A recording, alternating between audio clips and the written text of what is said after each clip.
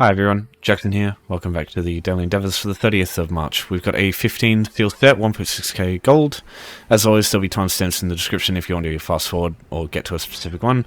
I know it's going to be a little bit late. I had a long day, lots of personal stuff. It was good. Couldn't skip it though. So we've got 5 items of provisioning, treasure chests, flame Atronachs, killing enemies with weapon poisons, and Tel Var Stones.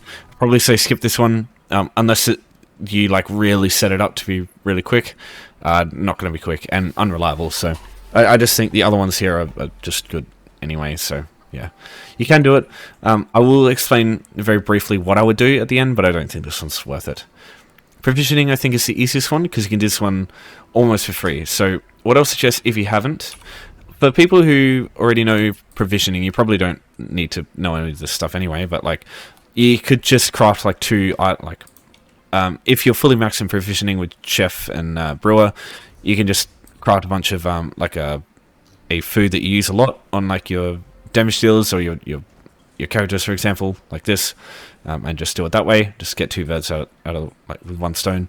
Or for most other people, I imagine what you want to do is this. So you want to come to any tavern in the game, doesn't matter which one. The chefs all sell the same stuff. So you want to go in and find the chef. Here's Zala, for example, is the chef here. You want to talk to her. There's 2 recipes you want to look at. Banana surprise and baked apples. Get these 2 if you haven't already. Once you've got these 2, you don't have to buy them again. From this point, it's going to be free to do this one from that point on. So, yeah, really easy way to do it. So what you want to do is come to this square pier here in Vocal Guard here. This way shrine you start with, so it's easy to get to. Once you're here, there's a couple of things. An apple basket here you want to grab. There's some bananas, some apples here. At this point, you've probably got enough stuff to do this, but if you need any more, there's an apple basket there too.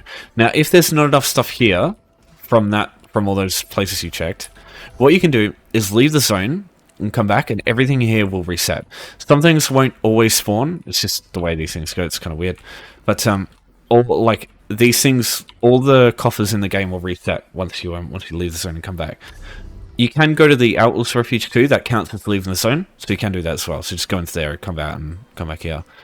I think just like traveling to a random house and then traveling to Mara's Kiss here would be a great way to go. That's usually how I do it. But yeah, everything there. That's all you need. There's a cooking fire just up the road here. This one here, and you can just use that to do your endeavor. So go to fruit dishes. So just go 5 of those, and that's everything. And bada bing, bada bing. So, yeah, that's the only real way I would suggest doing that. You can buy some things from grocers for other recipes, but each item is 150 gold. That's a fucking lot. So yeah, I wouldn't really use this route anymore.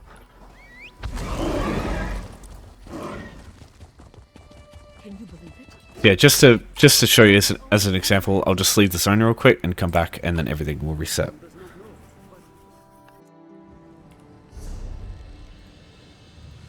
Now back to Vocal Guard. Is it just me? Like, as much as I love what they did to the map, I don't like that that Skywatch is the way shrine it prefers to show on the main map for Oridon. I'd much prefer it showed Vocal Guard, but yeah, I don't know. So as you can see, the apple basket's reset. Stuff in here's back. And the apple basket here's reset too, so everything's there. So you can just use that to infinitely respawn the stuff there and use it, which is great. Now we'll get to the other one here. So there's 3 things we want to talk about. So we've got treasure chests, flame Atronachs, and 15 enemies with weapon points. So you can partly do all of these in this area here. Now there's a bunch of places you can get flame Atronachs, but they're all non-instant, so I don't really like using them. So there's flame Atronachs here in Spellscar. I find them to be constantly killed though because of enemies, like other players killing them all. Reaper's March, Willow Grove here, same thing. You've got some flame Atronachs here, but everyone tends to use those too. In Vardenfell, you got a couple of places like this area here and this area here have a bunch of Daedra, and there's flame Atronachs that spawn in these places. Forgotten Waste as well. This area here, just south of Aldrin, has a bunch. There's a couple of other areas too in Vardenfell, but yeah, I'm not a big fan of using them. You can find flame Atronachs in other places. You know, Cold Harbor's another good example. There's in places like the Moonless Walk, there's a bunch. I think might be Library Dust, one of these areas here. There's a bunch of them. But there's only one place I ever go to, and that's an instance area, City of Ash 1. So the reason I go in here is there's 5 easy to reach ones that you can get in here. So what I do is I run past these guys, pull this group, and there will be one that spawns in this thing right here. That's usually where I'm headed. Kill them. That's one. There's 2 other things. So there's a couple of spots for treasure chests. As you can see, I've got this add-on here that shows me all the chest locations in here. Map pins is what that's called. So I will link in the description how to get this add-on if you want it, but for a quick reference, say you can just check this. If you have the add-on, it shows on the compass as well where these chests are. Now there's only going to be 2 chests in here, so you can get this. There are chests in here though as well, so you have to do the entire bloody dungeon to get access to all the chests. I would advise just leaving and doing it different ways, but I'll explain chests out of the dungeon when I get there. But that is one way. You can also equip poisons and do that one. So poisons, you can get this done by any weapon ability. Blade Cloak, Whirling Blades, as an example for dual wield, is really good for this, because they both, every hit from these has a 20% chance to apply your poison when it's on. Destruction Staff, I only really use Wall. You can use Impulse too if you want though. Bow, I use Endless Hail and Acid Spray, but I'm not a big fan of bow either. Two-handed, you've got Stampede, and you've also got Carve. They're the 2 I use for that one. Stampede's a ground dot too, so you can use Stampede at the same time as you use Cleave. So, yeah, so basically, if you use that on a bunch of enemies at once, they all got a 20% chance to apply poisons whenever they're up. The only issue is this one will take a while. Well, a while, like a couple of minutes, just because poisons have a 10-second cooldown between uses, and that is global. So if you have 2 different poisons on 2 different bars, they both share the same cooldown. You can't use 2 at the same time, which sucks, but yeah, that's the way poisons work. So I would say poisons is the slowest, but if you don't want to bother with crafting with provisioning, you can do all 3 of these in a decent time frame. So for the second Fire Atronach, there is one in here, but killing this group spawns a second group out here, and if you don't want to fight much stuff, that can be painful. So instead, what I suggest is you do is you come here. There's another one here that spawns. So this group, while you're doing this, you can also prop poisons at the same time. I didn't apply one there, that was unfortunate. So every hit from when volley hits has a chance to apply it, so yeah, lots of chances here. So that Blade Cloak, yeah, so there you go, you hit it there. So that's 3 Flame Atronachs. Now this group here, there's a lot of enemies here, so for people who aren't able to handle big dungeon groups, might not be able to handle that. But there's 2 Flame Atronachs that spawn in this group here, one from this fire and one from this fire. What I would do is pull everything, run over here, so it all like groups up in this small area here, and kill them that way. But if you don't want to deal with that shit, if there's too many enemies to deal with, instead, what you can do instead is come over here, kill this group, because there's a Flame Atronach here and there's only a small group here that you've got to deal with. And over here there's a reasonable sized group as well. But what I usually do is just bring everything over here. The only issue is the bloody totems in the background there. So yeah, there's your 5 Atronachs. Okay. So let's clear that group. Now most of these chest locations are actually going to be behind here. So run around these trees. You can actually get a lot of these chest spawns without even fighting anything. I'm pretty sure there's a chest spawn in here somewhere. Yeah, but I don't want to pull that group. Come over here, check over here as well. So there's a chest spawn there, but nothing there. Yeah, you just keep running around, checking all these locations. And then do the same thing over here. So there's chest spawn here. I think in this corner? No. I know for a fact there is a chest over here. I've actually found it. There's one over here. Nope. There, you get the idea. You can search through here. There's a bunch of places. One over here as well. I know this one also spawns. I've seen it before too. After that, I would say it's not worth it because you got to kill a bunch of other enemies to get the chest done. There are easy ways to get the chest done if you just want to do it with that. But yeah, there's a bunch of other places you can check as well. Alright, so as for getting into City Vesh for the first time, it won't show up on it won't show up as travelable on the map unless you get there for the first time. So either you might have queued for it in the past in a random normal, but if not, home tours, look up the house Cliffshade, go browse homes because I find that to be a little bit reliable for this. Cliffshade here, and use this. So if you've already got access to Greenshade, the town of Marbrook, you can use that, but if you don't have access to Marbrook yet, it's a pain in the arse using the boat zones, so just use Cliffshade, it's a lot easier. Now just turn around. Pretty much just follow the road straight, go through the door here, go through here, over the bridge, excuse me, and then basically come up here. There'll be a couple of Heritance enemies here, and some enemies here too, but as long as you stay on your horse and have stamina, they shouldn't knock you off. But yeah, City Vesh is right here. Once you've accessed it for the first time, you can access it as much as you want later.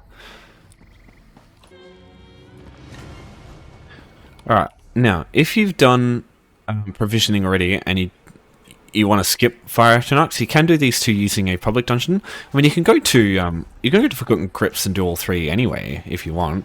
But there's finding all the Flame Atronachs in there, it takes a while, and they tend to be dead sometimes when you're trying to find them. But instead, you can come here and get your poisons by killing the enemies around the chests, and then do the treasure chest one by looting the treasure chests themselves. So here's one here, for example. Okay.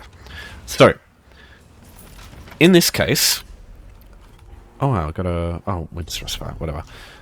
The chests in here, I will link there's 4 maps I'll give you of 4 easy-to-use public dungeons for getting tons of chests.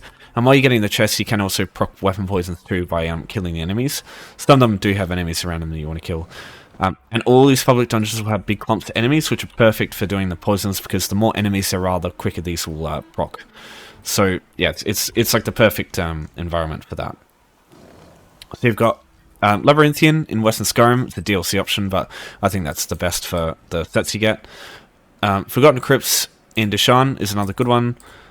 I guess not to Tambi, but the chests aren't too great. Rezek's Wheel is another great option here in Bankrai, and then my 4th is usually Obsidian Scar. This Dark Stride is a pretty helpful set that I use as well. So link those in the description. All the chest locations there. Not all of them, maybe, but definitely most of them. Especially in Labyrinthian, I'm pretty sure I got them all. But yeah, all you need to do is run around, look for chests, and at the same time, if you see enemies, just attack them with your weapon skills. You don't have to kill them with your weapons. You just have to hit them with weapon AoE abilities, and then that'll be fine from there. So you can see one chest at the top here. So I'll just get that, and that'll be done. So there you go. 2 out of 2.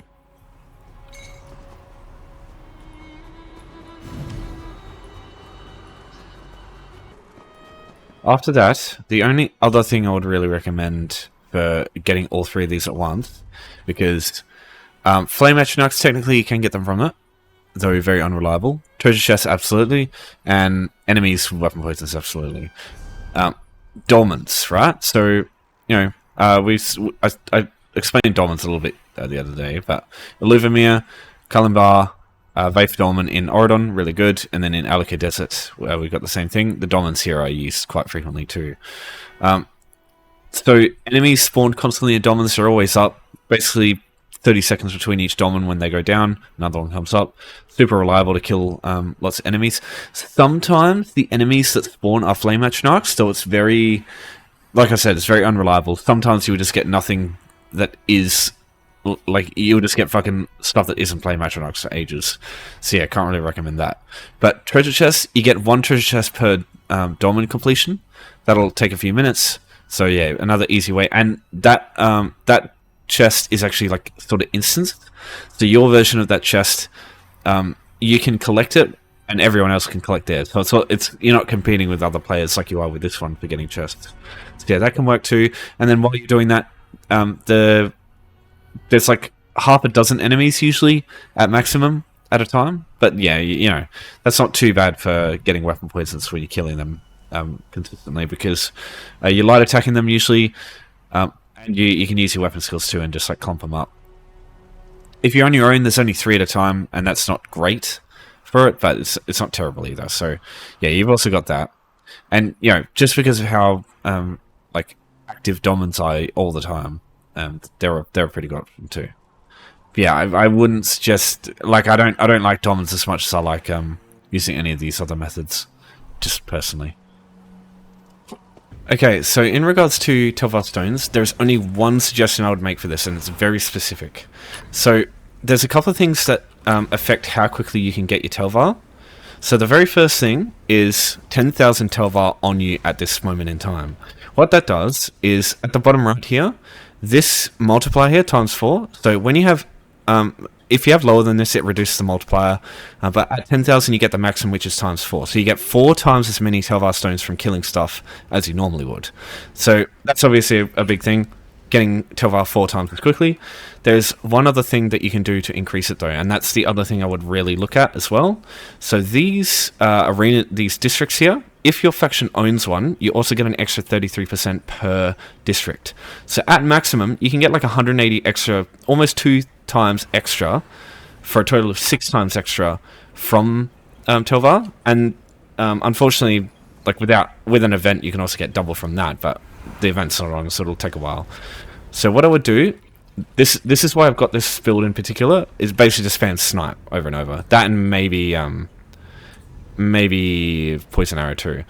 But pretty much all you do is just spam one skill and like kill something as quick as possible, because I've got 2, like I've got a proc out. I wouldn't use this anymore because they nerfed it, so snipe doesn't deal the initial damage. What I would do now is just use 5 Shattered Fate and then 5 Orders Wrath, and then just I've got 1 piece monster and then Oaken Soul. Instead of that, you could just run 2 monster or whatever you want. You could run 12 Shattered Fate or something like that if you want. But yeah, basically run stupid amounts of damage, because you're not going to be going down there to deal with players. You do want to get a bit of health, because players might try and plink you off the tower. But for the most part, you just want to deal a shit ton of damage and then just go back into the shadows like an absolute coward. That's the only way I would suggest doing this. Otherwise, it will either take so long that it's just worth it doing the other options, or you risk losing so much Tel Var that you will never literally financially recover from it. So as an example here, we've got this Kindergold. Just kill him real quick. And that was 30 alone. So, you know, 150, that's 20% of the way there from one enemy. And if you look over here, you know, you got 2 enemies over there, you got an Ogrim down there. These Ogrims give you shit tons. And that's kind of why you want one of these crazy setups, like super high damage setups. So just give me 1 second. Alright, so what we're going to do is I'm just going to snipe, light attack, and then venom spray.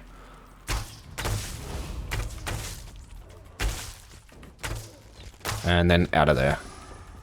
So as you can see there, about 100. So with these districts and with this much, you do get shit tons. You can do this super quickly. But the amount of setup you need, basically always having 10,000 Tel Var on you, not everyone's going to have access to that much Tel Var. It can be dangerous, because if players actually do see you, they can shoot you. They can't actually pull you off here. You've got these things here, suppressions. They can't actually pull you off it, but they can still gank the shit out of you, and players in Cyrodiil can still do tons of damage, even without like PvE setups or anything. So yeah, you got to be very careful of that. TLDR, if you do see someone in the distance pop up, even if you don't see them attacking you at this moment, just block, vigor, stand the fuck back, because you do not want to lose your 10,000 Tel Var, believe me. And people can do fucking crazy amounts of damage, especially gankers. They do stupid amounts of damage. So yeah, just do what you can to survive there. Basically, line of sight is the main thing. Just come over here. As long as you're over a spot like this, they basically can't hit you. Even through the ground, I don't think, because I think technically only like this bit is actually open. This bit here.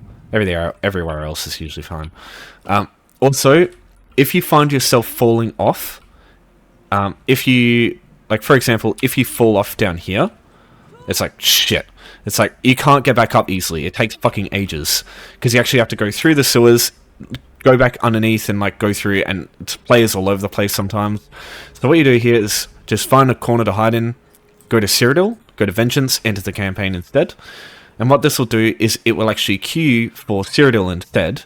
And no matter where you are in Imperial City right now, it will pull you from where you are into a safe zone in Cyrodiil instead. So otherwise, what you'd have to do is, as I said, you'd have to go. So I'll show you where you'd have to go, right? So in the arena district, you'd have to go like to this here, this spot. So where we're from, I think, is it there? No, it's not. I think it's, I don't know which one it is. Anyway, you'd have to go to this sewer underneath, and you'd have to spend like 10 minutes going through all the sewer Daedra, and like players can still attack you under there, and it takes a lot of effort getting to a safe zone. Whereas this, it just safe zone straight away. It's just a lot safer.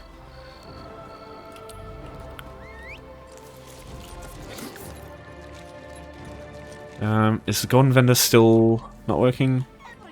Yeah, no, it's still not working. Okay. That's everything. So if you got any questions, as always, just let me know. But yeah, very easy set, this one.